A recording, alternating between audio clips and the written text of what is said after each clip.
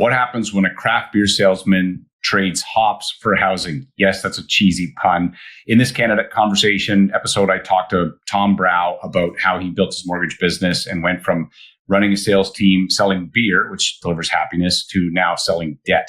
And we have an awesome conversation. I think you're going to be inspired by this. And he very rapidly built up his mortgage business literally from scratch. He talks about how he breaks his day into quarters. I really think this is something that more people need to do.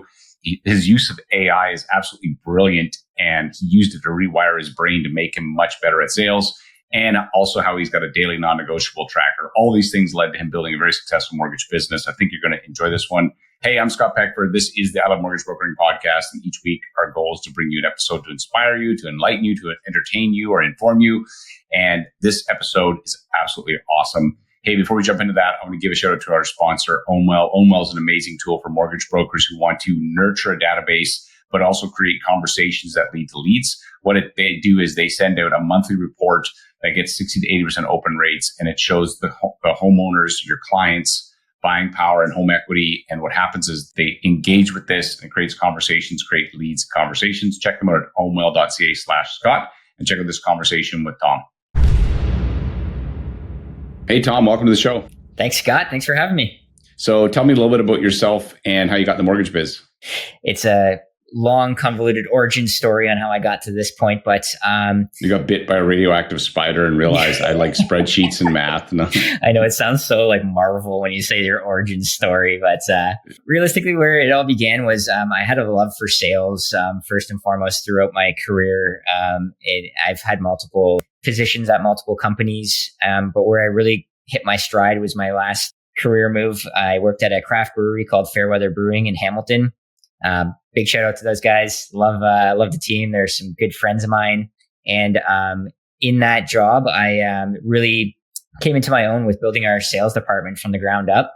They were a starting company in 2017, and I jumped on board at the beginning, and I had the opportunity to, be an entrepreneur within that company, where I was able to build this sales ecosystem from the ground up. From everything from logistics on how we were going to get the products out there to doing the sales one-on-one with bars and restaurants. So all of the outside sales from the brewery kind of went through me.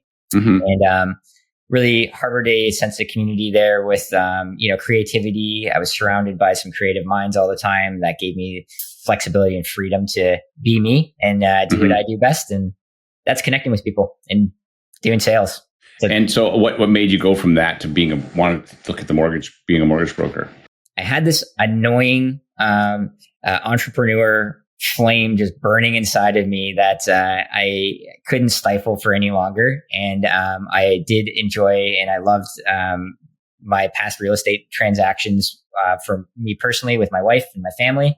And I purchased my first home, made it into a duplex, lived in one suite, rented out the other.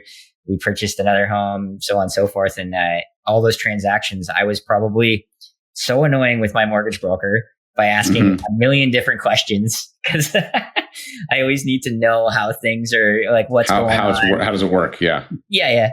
I'm that guy.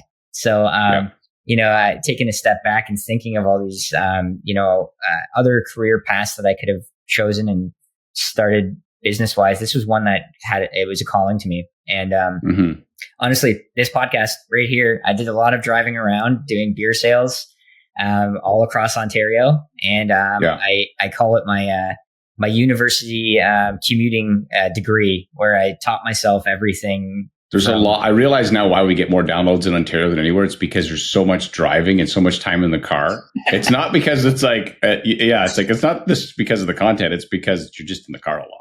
Yeah. It's one of these things that it's such a negative and people hate being stuck in traffic. But I kind of leveraged that time that I was stuck in the car in Toronto traffic.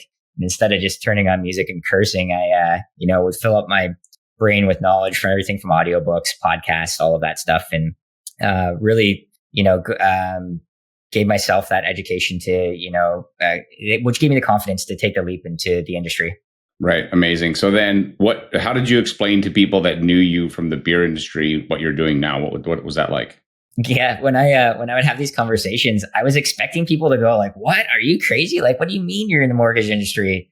And it's just like, most of the time people were like, oh, that's amazing, man. Like, you're going to do great at this. And it turns out that, talking to a lot of people and success in sales comes down to connecting with people personally. And that translates to just confidence out there in the world. And it wasn't really a big shocker. But I do have like a little phrase that I would sprinkle in there, which is a part of my personality to be funny. And it's, I sold beer for a living and now I sell money, and both of these things make people happy. So it's kind of not really a big transition at all.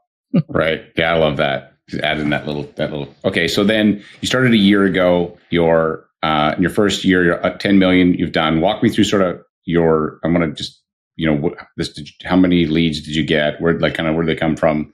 And then there's some other stuff I want to ask you about, but just again, I want to, go through that. For sure.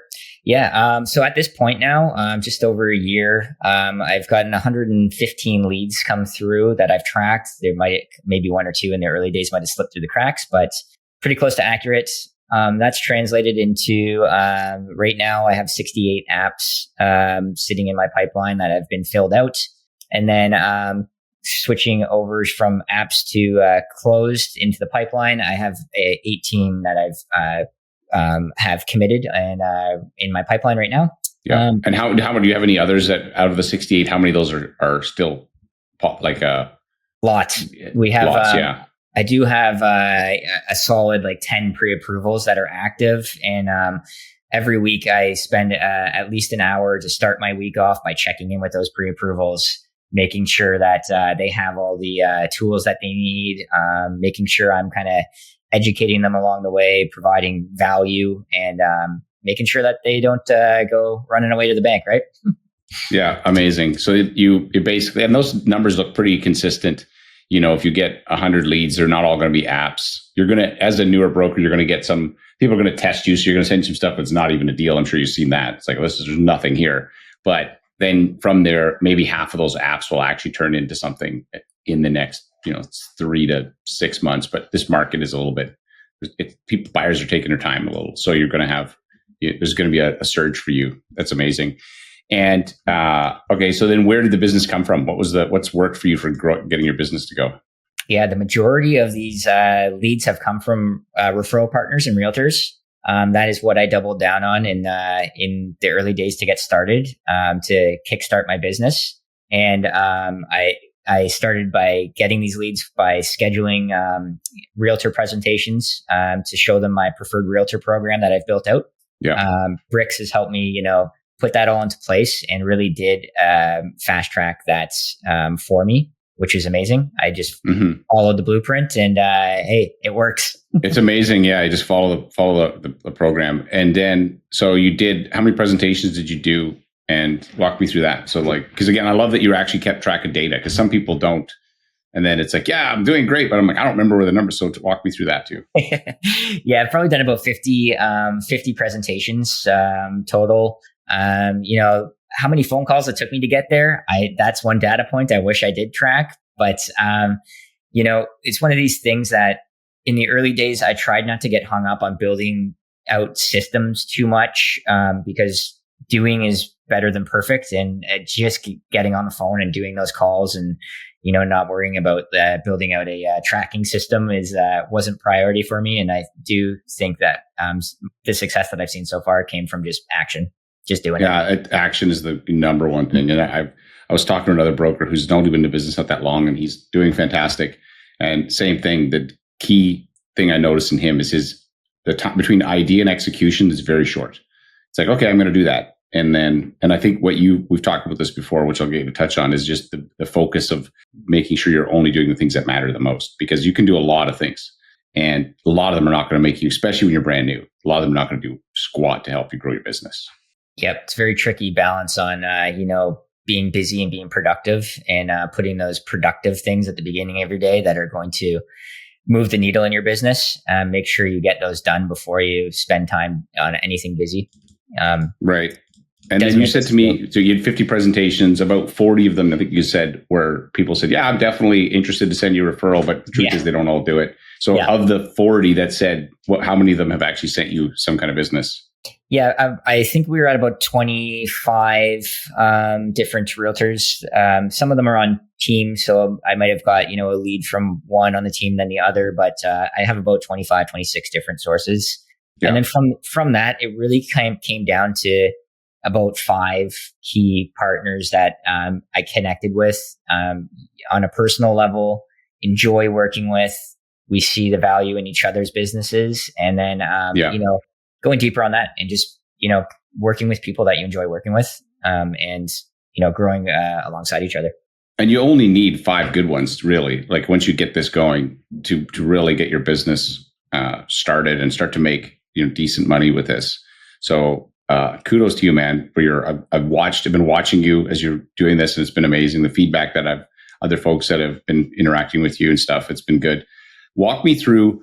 So recently we did a 30-day campaign, Game of Phones, where it was a competition, which we like to do and get people doing the prospecting activities. Walk me through what you found by doing that focused attention, and how did that help? Yeah, that was huge. It's huge in my business. And now what I took from that too, I'm still doing, and I still repeat every single day. But to focus in and give that time in your day to prospecting and bringing business through the door, and not getting distracted with anything else, and just committing to doing that in that hour to an hour and a half focused time is a game changer. You get so much accomplished. You feel amazing after that. And you truly, you're not, lying to yourself that you're bringing business in the door by staying busy. You're truly being productive. So what do you, right now, what does it look like? So what time of day do you do it? And then what are the activities that you're doing? Yeah. So I do break my day up into quarters, and I give each quarter a theme.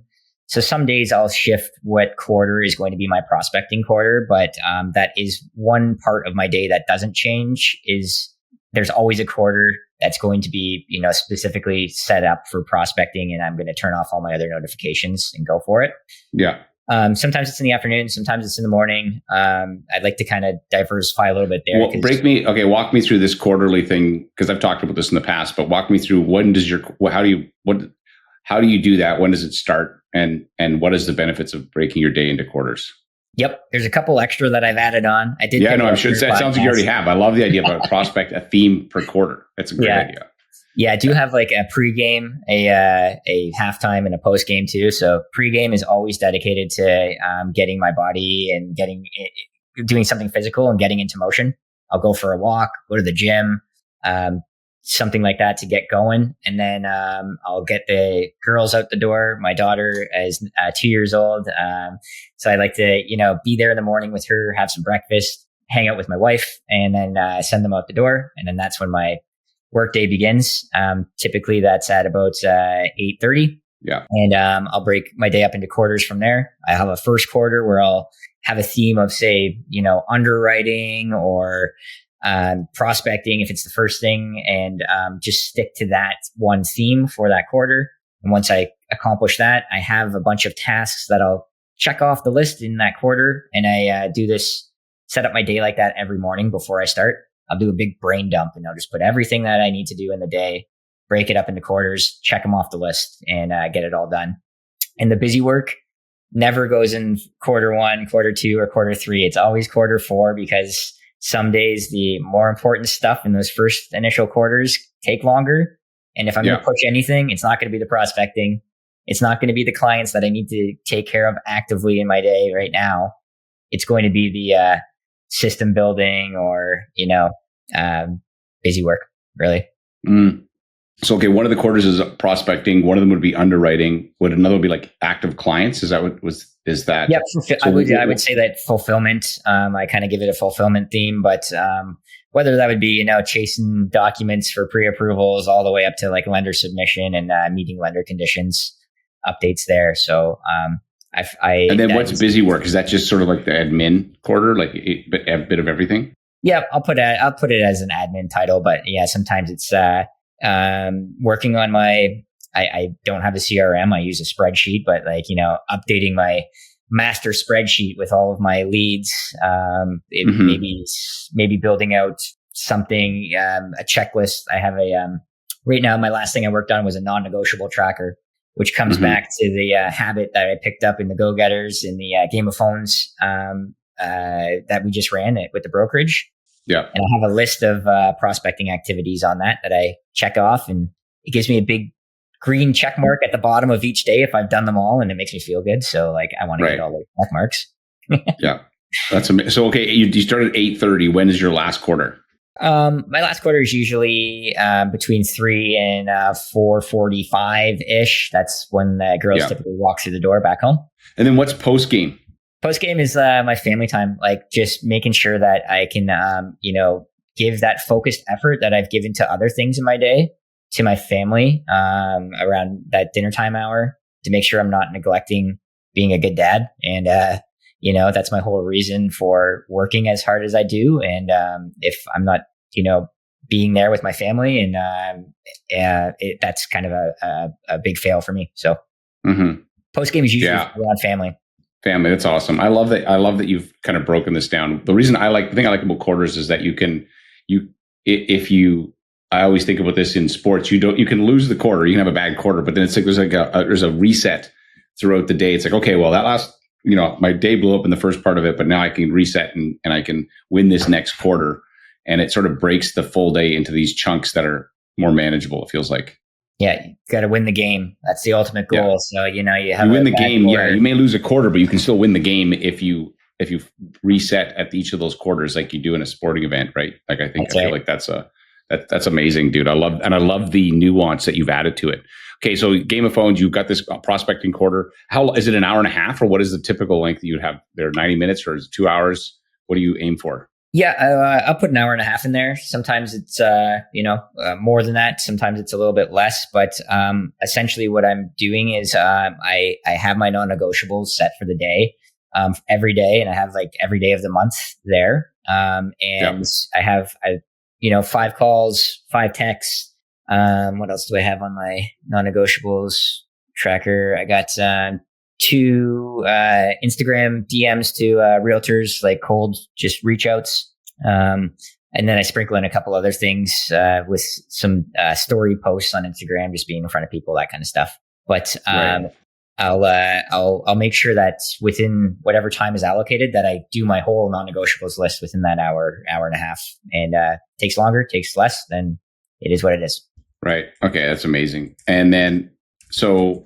Dude, I love your intentionality. I'm not like it's funny. I can see your output. I see your production. I'm like, okay, guys, you're doing great, but you don't. There's a lot of intentionality that goes into creating that output. The output doesn't happen by accident. It's like somebody who you see them. You saw them maybe 12 months ago. Now, wow, they're jacked. They've been going to the gym. That output was not by accident. It's not like they woke up one day and they were in shape. It's like, no, it required diet and discipline and you're doing the same thing with your business. And I love that you have the pre-game too, something physical, get yourself moving. I love that. That's great. So let's talk about AI. There was a couple things that you were in our Go Getters group, and I was just floored by some of the stuff you'd shared. So walk me through some of the ways you've used AI. First off, I want to tell me how you think about AI and I think this is a really interesting perspective, how you think about it and how people kind of go to one extreme or the other, and how you've kind of found this path in the middle that I feel like is probably what most people should be thinking about. Yeah, it's one of these things that I don't know. I've fallen into both these camps, and I feel like a lot of brokers do fall into one or the other. And there's a middle ground, but the first camp is like a lot of people are feeling, overwhelmed. Where do I start? There's so much that I've already missed out on. I'm behind the ball. And get scared and, go into ostrich mode and just bury your head in the sand. And I'm just going to carry on doing what I'm doing. And then there's another group and another camp that they've embraced it fully. You're researching it, finding all these new tools, but things move so fast. Stuff changes every week, and really forcing it into the business. And how do I get this into my business? Because I need to do this and I need to be on top of it. But that in itself, you can kind of get sidetracked a little too far and spend too much time not on those productive things in your business. And my path that I fell into both of these camps at one point. And that's how I kind of figured it out, what works for me. Yeah. This is like the Goldilocks effect of AI, right? This is what it sounds like. It's like too hot, too cold. Oh, this one's just right. And so walk me through how you think of it now, which I think is a great insight that you shared with me. Yeah. So I kind of took a step back and I thought, okay, what do I need to do in my business that's going to increase my production, and how can I use AI to do that?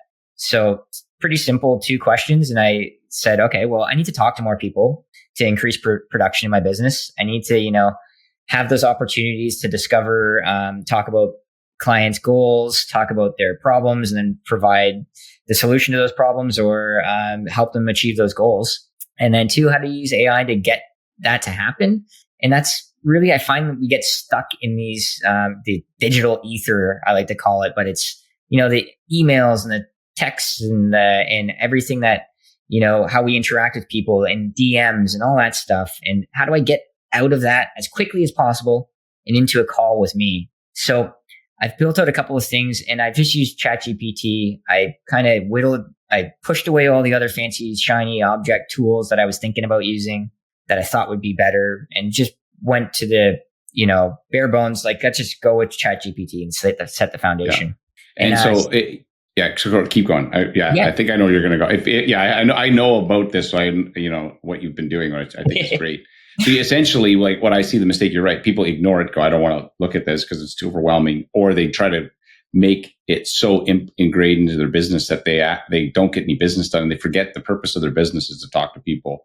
Yep. And I heard somebody say once, don't put AI between you and the customer. Use AI to help you serve your customers better so that it feels more seamless. And I think a lot of people are trying to put AI between them and the customer. And I think that's a mistake, in my opinion. I think that's not the path you want to go down. And that's not what you've done. You just used it to improve the communication, whether it's through So what are a couple of the custom GPTs that you've built, and how have they helped you?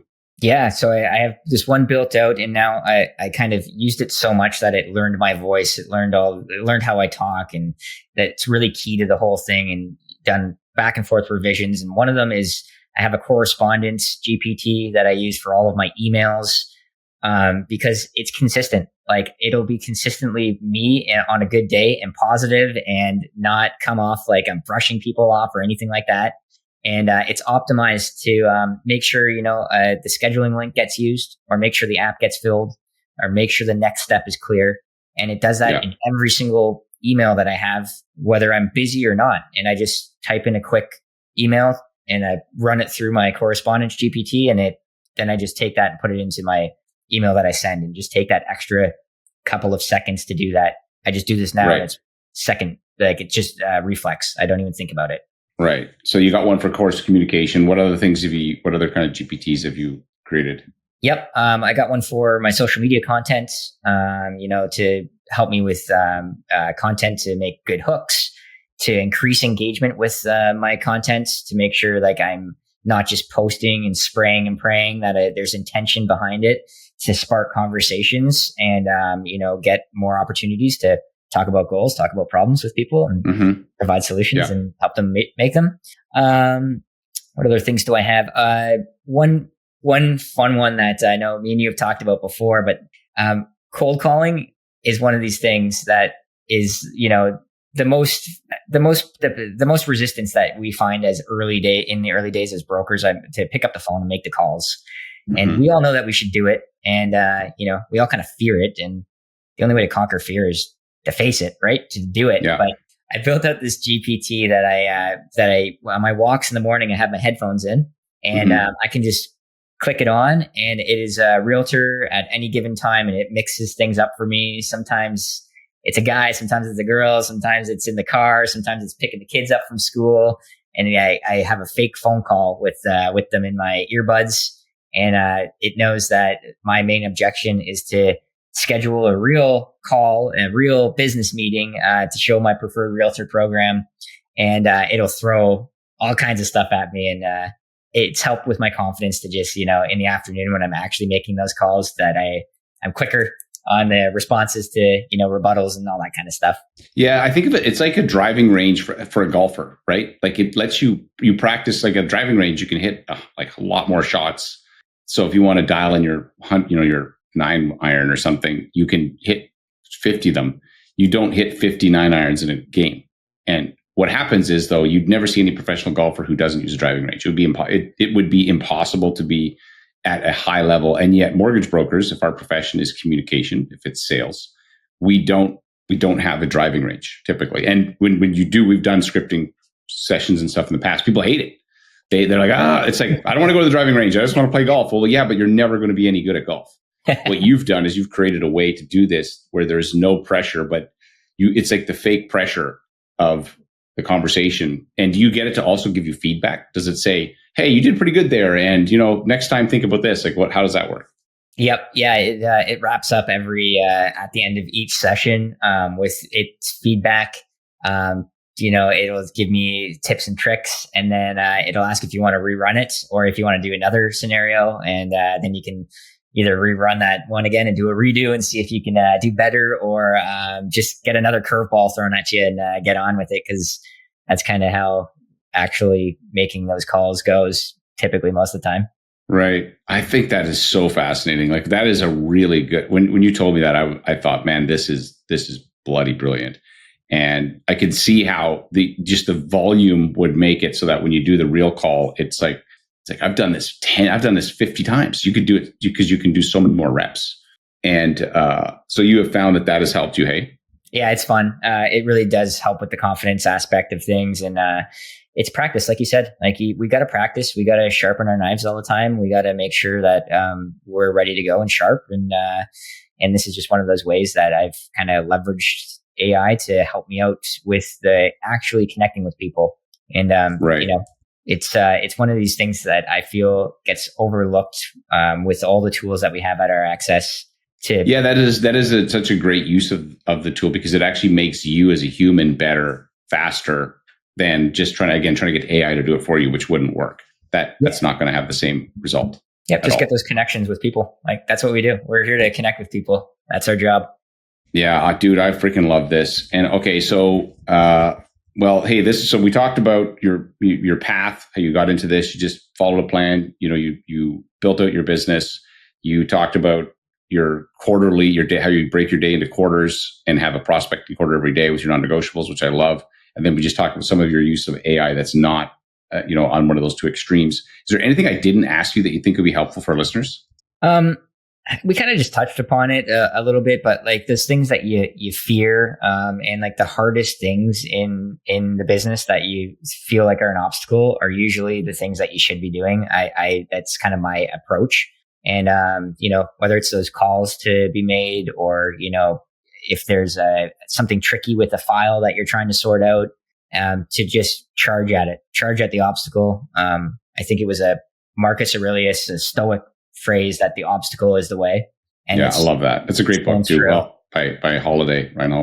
Yeah, that's right. Yeah, he's got his book named after that quote, and it's so true though. It's like, anything that you feel is in your way, to just do it. And I think you'll find that growth comes from being uncomfortable, and that's what got me here. Right, that's amazing, man. Well, congrats on your success, and the next stage for you will be continue to scale up, get an assistant to help you. I've seen this so many. It's like a movie that I've watched so many times that I'm like, I know what's going to happen next in the movie. You're going to get to the point where you're like, Scott, I can't keep up. Like, great, you need to get some help, and then that'll be the next evolution of your career, your business. So, congrats. I'll have to get you back at some point in the future. And yeah, thanks for being so open and sharing everything. I would love that. I'm an open book. If anybody ever has any questions for me, you can find me on Instagram. It's tom.brow.mortgages. I spell Tom with an H because you spell home with an H and you can't spell home without Tom getting your mortgage. And, there you go. Hey, did AI teach you that, or is that your own? I'm kidding. That's mine. Come on. That's my inner salesman coming out. That's your inner sales. It's funny. Yeah. That I don't find these AI tools are great at making humor. Their humor is pretty. Awful. Yeah, it's awful. Like it's they can do so many things, but not humor. And so when there's humor, that a person was involved in that. At least that's what I've seen. Yeah, you can find me on Instagram anytime. Send me a DM. We'll put links in the show notes as well. So thanks, brother, for coming to chat with me. Thanks for having me. Hey, thanks again for listening, and hopefully you were inspired by some of that conversation with Tom. I absolutely loved how he used AI as essentially like a scripting partner. And honestly, if you were listening to this and if you want to copy that will make you better so much faster. That it's the equivalent, I think, of going to the driving range. Like, if you're a golfer and you want to be good at golf, but every time that you played, if it was a tournament, it'd be pretty stressful, and there's always money on the line, which is what we do when you think about it in the mortgage business. Every time we're talking to a client, there's money on the line as if we're doing the tournament. We never go to the driving range. A professional golfer wouldn't do that. Anybody in professional sports wouldn't. And a lot of people don't like to do it because they feel uncomfortable scripting with someone else. Using this AI as a way to do scripting, in my mind, is bloody brilliant. And I can see why he's had such great success. By the way, in a very difficult market, this is a market where typically most people that I talk to are finding it really hard to get deals. And Thom is still succeeding in this market. And it's because he's doing the activities that drive the business and because he's gotten really good at that conversion conversation. Last thing I'd say about this is if you are a mortgage broker and you want to get training like this, we train Thom through our brokerage, through Bricks. You can always reach out. I got a company called bricksmortgage.com. You go to ybricks.com, check that out. That'll be my little ask for you there. Finally, if you're listening to this and you find it useful, please throw a review on it, share it. We really appreciate you. Thanks for listening. And as I always say, there's no problem in your mortgage business that someone else hasn't already solved. Your problem is who's got the answers. This podcast is designed to provide some of those answers. Thanks for listening, and I will see you on the next episode.